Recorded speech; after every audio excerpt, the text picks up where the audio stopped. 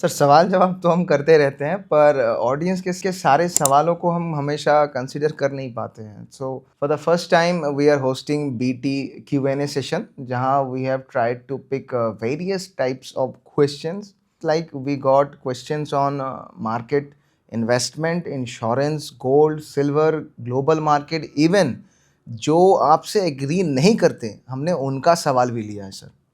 तो shall we start? Sure.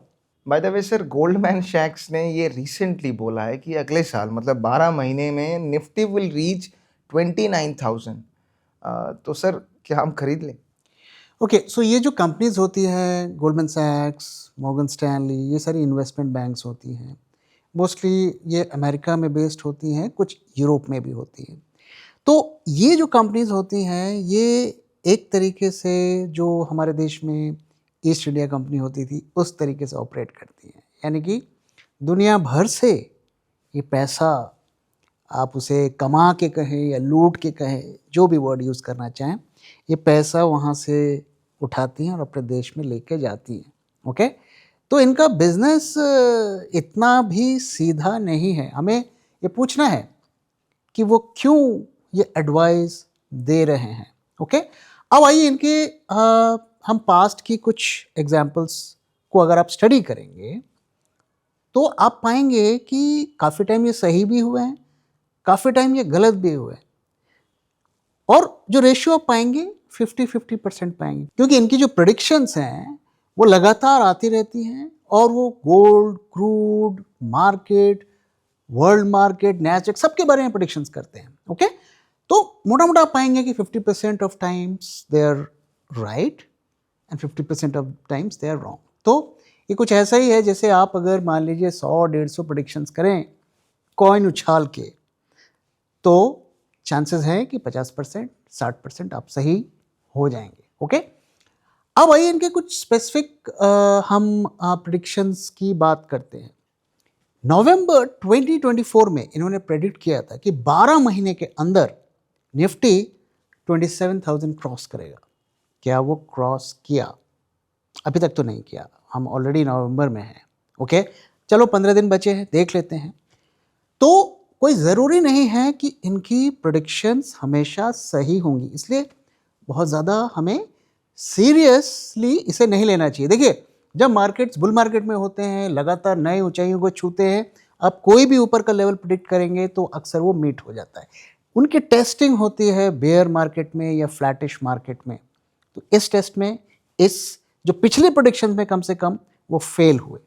अब आगे क्या वो सच उनकी प्रोडिक्शन साबित होगी नहीं होगी, मैं इस पर भविष्यवाणी नहीं करता, लेकिन मैं कुछ फंडामेंटल्स की आपसे डेटा शेयर करता हूँ, उसके बेसिस पर आप खुद जज करिए क्या हम 29,000 क्रॉस कर पाएंगे। तो इस वक्त आप अगर निफ्टी का अर्निंग्स पर शेयर देखेंगे तो 1150 के आसपास आता है, और करंट लेवल पर मैं इसका पी निकालूं तो करीब 22.5-6 के आसपास ये घूम रहा है।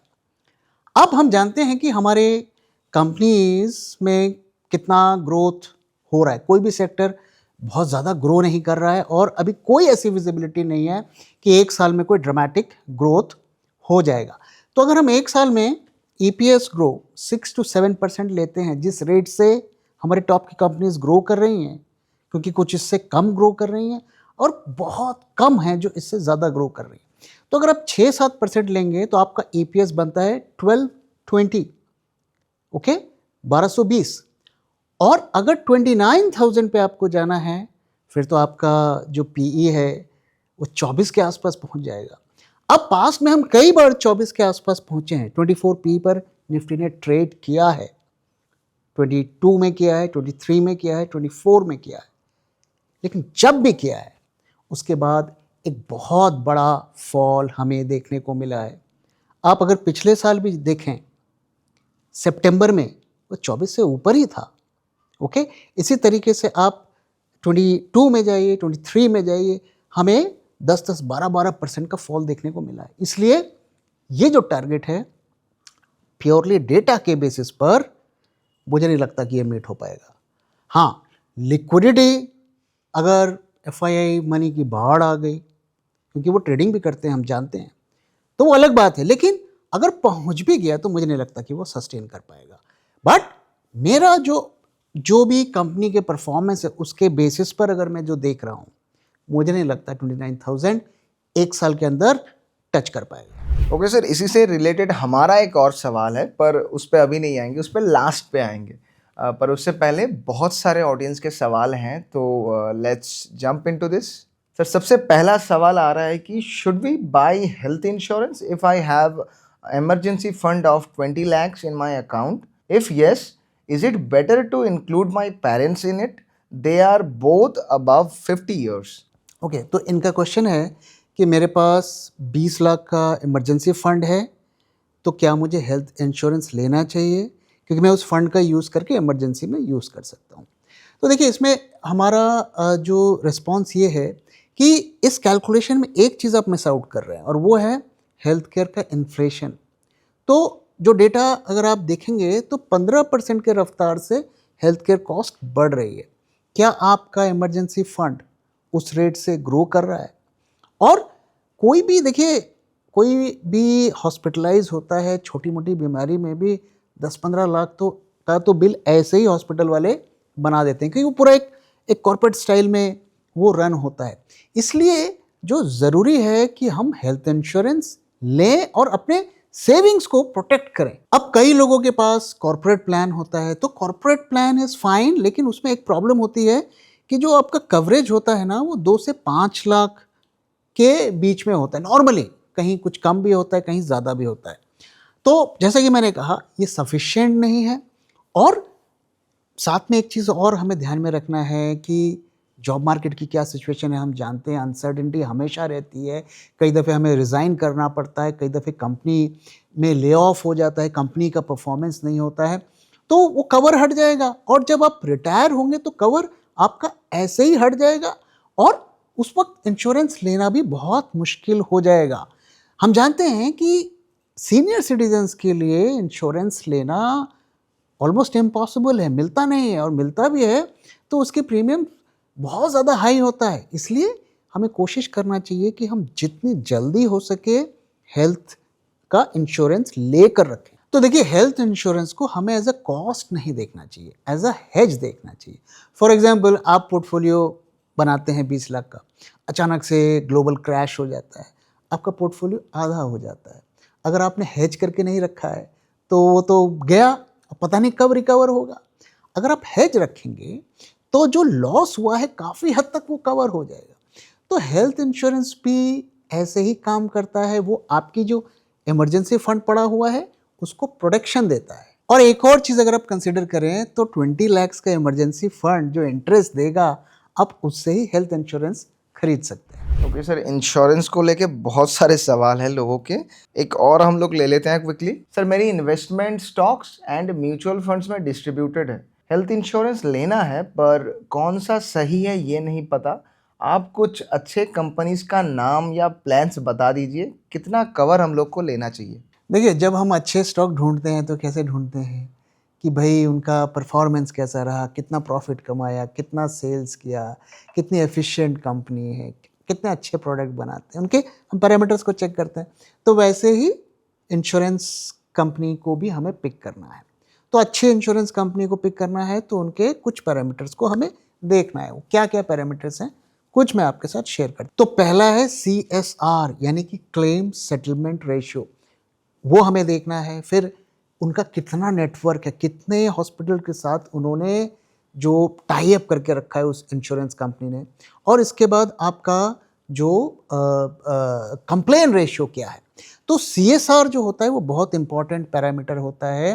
वो 90 से ऊपर होना चाहिए। और 90 से ऊपर होने का मतलब क्या है कि कंपनी क्लेम देने में बहुत ज़्यादा आनाकानी नहीं करती है। आप इंश्योरेंस दे रहे हैं तो इसलिए दे रहे हैं ना कि जब आपको ज़रूरत पड़ी तो कंपनी आपके पूरे हेल्थ केयर का कॉस्ट जो भी उसने प्रॉमिस किया है वो उठा रहा है। तो CSR सबसे इम्पॉर्टेंट पैरामीटर होता है जिसे आपको चेक करना है। इससे ये पता चलता है कि कंपनी क्लेम्स के टाइम साथ रहती है या नहीं रहती है। और जब कंपनी फाइनलाइज हो जाए तो हमें उसकी पॉलिसी में जाके चेक करना चाहिए कि कोई कोपे या रूम रेंट या सब लिमिट का क्लॉज ना हो, यानी कि किसी तरीके का कोई कैप ना हो। अगर आप चाहते हैं तो हम इसके ऊपर एक डिटेल वीडियो बनाकर आपके साथ शेयर करेंगे, या फिर आप डिट्टो इंश्योरेंस की साइट पर जाकर खुद चेक कर सकते हैं, या वहाँ पे जाकर एक 30 मिनट्स का कंसल्टेशन कॉल भी बुक कर सकते हैं। हम डिट्टो इंश्योरेंस को क्यों प्रेफर करते हैं? क्योंकि एक तो वहाँ पे कोई कोल्ड कॉलिंग, कोई पुशी सेल्स नहीं होता है, और दूसरा ये ज़ीरो से भी बैक्ड है। सर अगले सवाल पे बोला ये जा रहा है कि sir do not agree with you, our banks are not weak, why FDI will come in weaker banks when things turn, nothing wrong to acknowledge. तो सर इस पे आप क्या कहेंगे? ठीक है, देखिए डिफरेंस ऑफ ओपिनियन हमेशा मार्केट में होना चाहिए, तभी मार्केट्स चलते हैं। अगर आप देखिए कि किन बैंक्स पे इन्वेस्टमेंट किया जा रहा है, are they not weaker banks compare to bigger banks? तो आइडियली तो बड़े बैंक्स में जाना चाहिए उनको, HDFC, ICICI। ऑफ कोर्स वहाँ पर कई सारे FIIs का साइजेबल इन्वेस्टमेंट है ऑलरेडी, लेकिन एक बड़े इन्वेस्टर ने उनमें इन्वेस्ट नहीं किया, इन छोटे बैंक्स में इन्वेस्ट कर रहे हैं। कौन कौन से हैं वो बैंक? अब देखिए IDFC है, इसमें RBL बैंक है, इसमें येस बैंक है, फेडरल बैंक है। इन सब में फॉरेन इन्वेस्टर्स ने इन्वेस्ट किया है, किसी ने भी बड़े बैंक्स में इन्वेस्ट नहीं किया है। और अगर आप इनकी हेल्थ देखेंगे कई पैरामीटर्स पर, उनमें हमें बहुत ज़्यादा ग्रोथ नहीं देखने को मिल रही है। और अगर आप ओवरऑल बैंकिंग इंडस्ट्री में देखें तो वहाँ ऐसा बहुत कुछ हो रहा है जिसकी वजह से लोग चिंतित हैं। अब वो क्यों आ रहे हैं, क्यों वो वीकर बैंक में आ रहे हैं? तो देखिए एक चीज़ हमें ध्यान में रखना पड़ेगा कि वो किसी को बचाने नहीं आ रहे हैं, वो आ रहे हैं पैसा कमाने। आपको ध्यान में रखना पड़ेगा कि बैंकिंग और फाइनेंस इंडस्ट्रीज 46 बिलियन डॉलर्स का इनकम जनरेट करती है। इतना बड़ा पाई है उनके लिए रिटर्न्स कमाने का।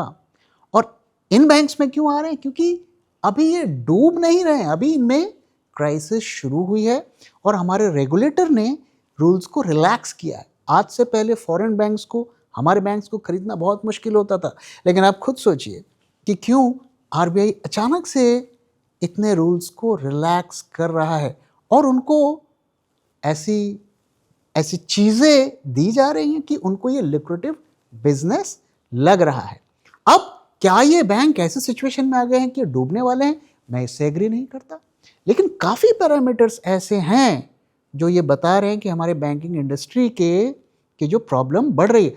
एक सिंपल सी चीज़ अगर आप देखिए, जो प्रोविजनिंग है, जो NPA से कनेक्टेड होता है, 3 ईयर के हाईएस्ट लेवल पर है। अगर प्रॉब्लम नहीं है तो RBI ने 16 बिलियन डॉलर्स की लिक्विडिटी क्यों इन्फ्यूज की?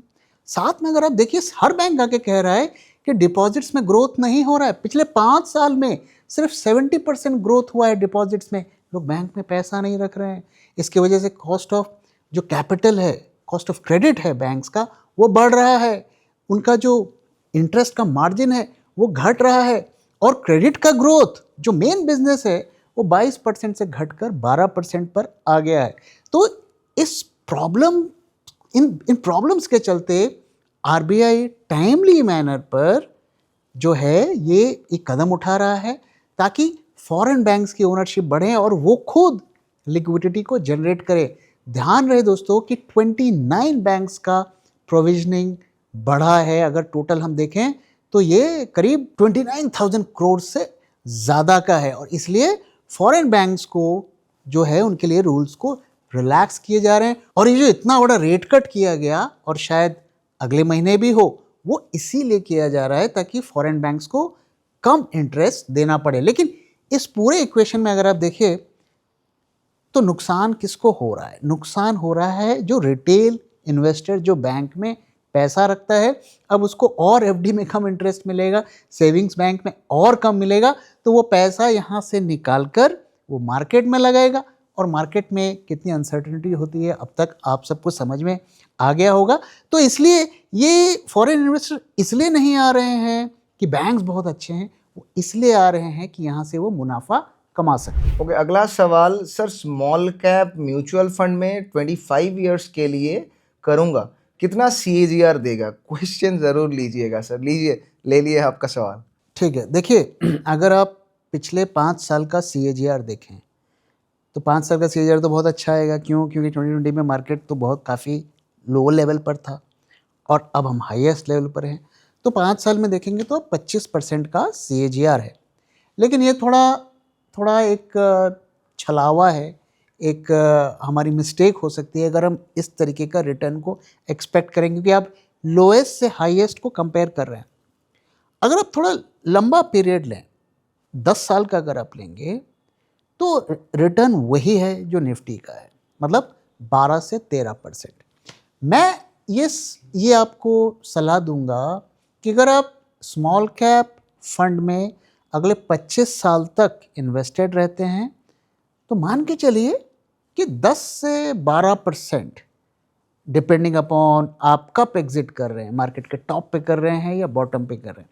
रिटेल इन्वेस्टर की एक खासियत होती है, वो कभी भी टॉप पर नहीं निकलता है, वो हमेशा बॉटम पे निकलता है। लेकिन एवरेज आउट अगर हम करें, मुझे लगता है 12-13% का रिटर्न आप एक्सपेक्ट कर सकते हैं अगर आप शॉर्ट टर्म फ्लक्चुएशन पे ध्यान ना दें। अब क्या ये बहुत ज़्यादा है, क्या ये बहुत कम है? मैं इसे डिसेंट रिटर्न मानूंगा, क्योंकि बैंक्स में आप इंटरेस्ट रेट अब आगे और घटेंगे तो 5-6% का रिटर्न है। इन्फ्लेशन भी अगर आप देखिए तो 6-7-8% का आप देखेंगे, तो अब रियल रिटर्न 4-5% का आपका रहेगा। मैं इसे बुरा रिटर्न तो नहीं मानूंगा, लेकिन बहुत अच्छा रिटर्न भी नहीं है। ओके सर, अगला सवाल सर जी, if market crash then where to park our fund? Mutual fund category, liquid funds और अल्ट्रा शॉर्ट टर्म फंड?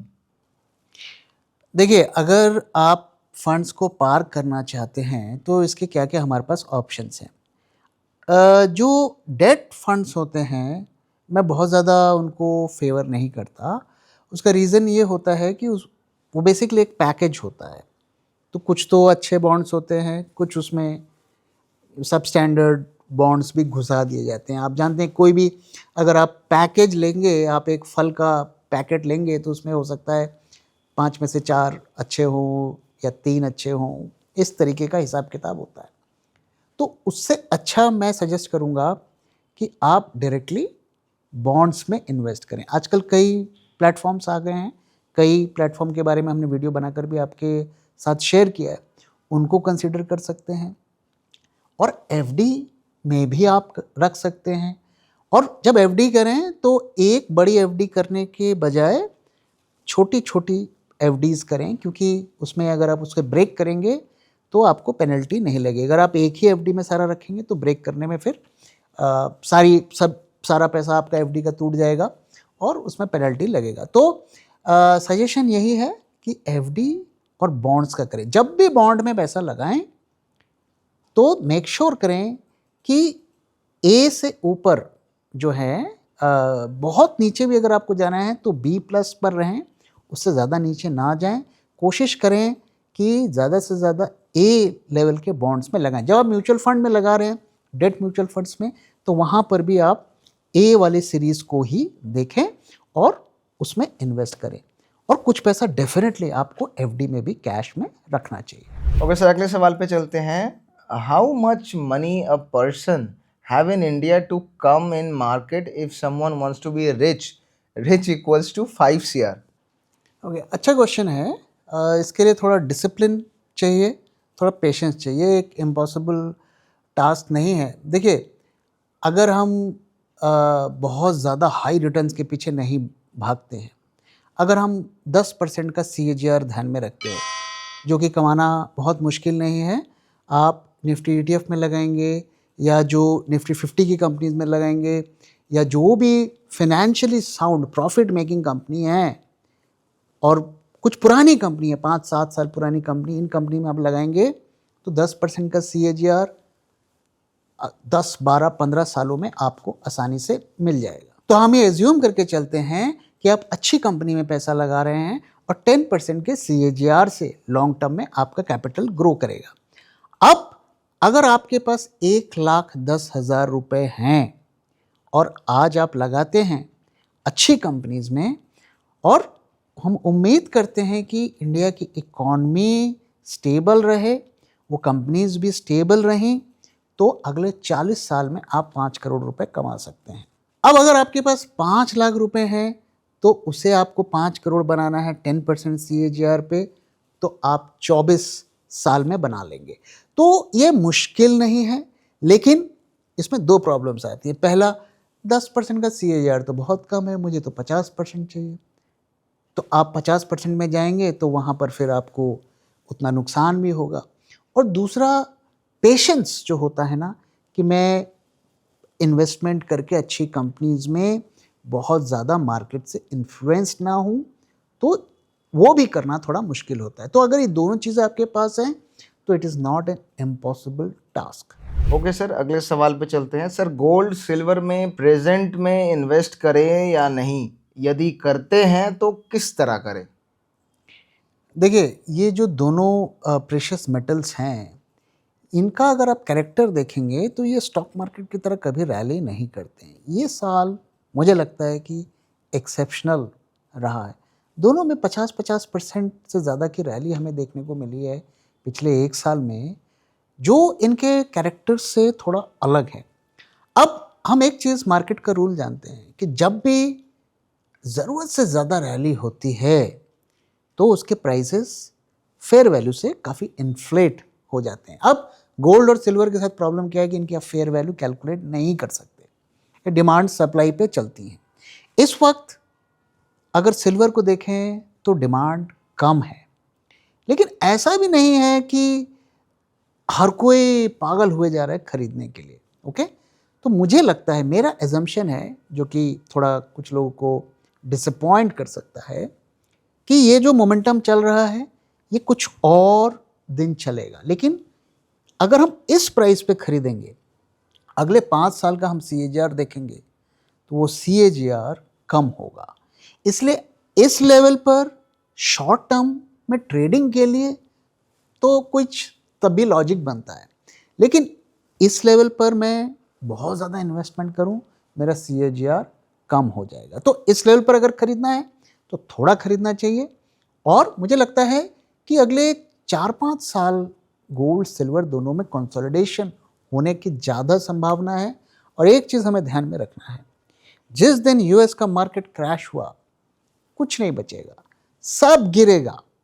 चाहे बिटकॉइन ले लीजिए, चाहे आप प्रेशियस मेटल ले लीजिए, मार्केट ले लीजिए, दुनिया का कोई मार्केट ले लीजिए, सब जगह गिरावट आएगी। अभी अगर आप देखें तो हर चीज़ बढ़ रही है, और उसका रिवर्स जो है होगा। इसलिए इस वक्त खरीदना बहुत रिस्की है। हाँ, आप एज अ फैमिली के लिए ज्वेलरी खरीदना चाहते हैं, एक लॉन्ग टर्म एसेट बनाना चाहते हैं, वो अलग बात है, लेकिन सारा कुछ अभी पैसे झोंक देना मुझे नहीं लगता है समझदार। ओके सर, अगला सवाल आ रहा है ग्लोबल मार्केट से। Sir, do you think the melt up will continue for magnificent 7 till mid 2026? How long can they keep pumping with Fed's cheap money? Thank you. मुझे लगता है कि ये जो मैग्निफिसेंट 7 है, या जो जो भी टेक स्टॉक्स हैं US के, उसमें already correction has started. Many big investors, they are exiting, or they are even, we have heard and read that they are shorting.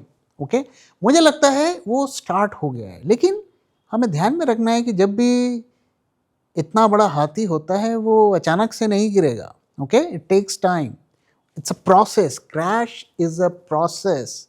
मुझे लगता है इट हैज स्टार्टेड, और लोगों का धीरे धीरे जो जो जो भ्रम है वो थोड़ा दूर होता हुआ जा रहा है। मैं ये नहीं कहूँगा कि कल परसों 1 महीने के अंदर गिरेगा, लेकिन मेरा ये मानना है कि ये ट्रेंड जो है स्टार्ट हो गया है, और ये 30% से ज़्यादा का US मार्केट की वैल्यू को कमांड करता है। तो जब ये गिरेंगे तो मुझे लगता है दुनिया के मार्केट्स पर भी इसका इम्पैक्ट पड़ेगा। और उसका एक छोटा सा नमूना हमने पिछले दिनों देखा, जब AI के स्टॉक्स में हमें US में गिरावट देखने को मिली। आई थिंक मेटा तो 12-14% के करीब गिर गया। उसका रिफ्लेक्शन हमें यूरोप में और एशिया में भी देखने को मिला। तो ये बताता है कि जिस दिन वहाँ गिरावट होगी, पूरी दुनिया को मार्केट्स को लेकर वो डूबेगा। सर एक और difference of opinion, sir market ऊपर नीचे कहीं भी जाए आपको इंडियन इकोनॉमी से प्रॉब्लम ही है, why is it so? Can you explain why Nasdaq and Dow Jones making high irrespective of bad economic condition in USA? क्या क्या वहाँ फेक रैली नहीं दिखाती? ओके, तो देखिए, पहली बात तो ये कि मैंने कभी नहीं कहा कि यूएस में इकॉनमी रोबस्ट है, वहाँ के मार्केट जनरली ऊपर जा रहे हैं। ऐसा तो मैंने कभी भी अपनी पोजीशन नहीं ली। वर्ल्ड वाइड एक बबल बनता हुआ जा रहा है, और जो भी रैली हमें देखने को मिल रही है, वो जो लिक्विडिटी इन्फ्यूज़ हुई, जो मनी प्रिंटिंग दुनिया भर में हो रही है, स्पेशली आफ्टर कोविड, उसी का रिफ्लेक्शन देखने को मिला है। इंडिया में वो रैली पहली हो गई 2024 में, अब उसका हमें इफेक्ट देखने को मिल रहा है। यूएसए में अब हो रही है, उसका इफेक्ट शायद अगले साल देखने को मिलेगा।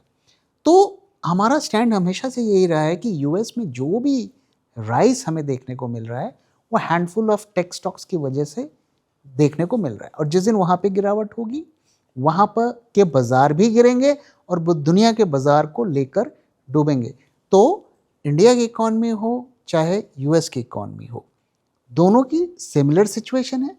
कम से कम यूएस चाइना में हमारे कंपैरिजन में अच्छा क्या है कि वहाँ पर एआई के फ्रंट पर काफ़ी काम हो रहा है, काफ़ी डेवलपमेंट हो रहा है। AI is the future.